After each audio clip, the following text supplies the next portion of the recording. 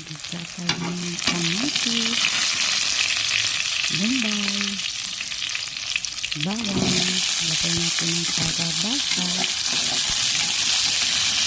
haluin,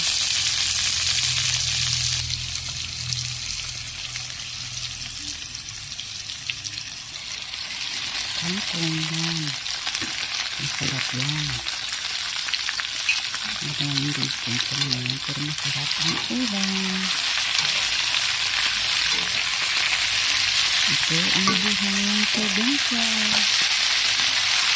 Ang pasta mo ng gulay, ay ulaman ka na.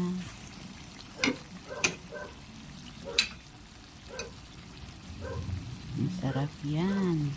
Lagyan natin ng asin.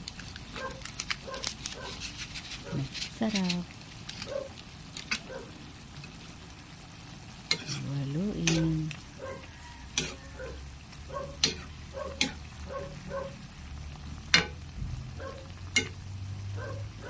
Luto na yan, guys.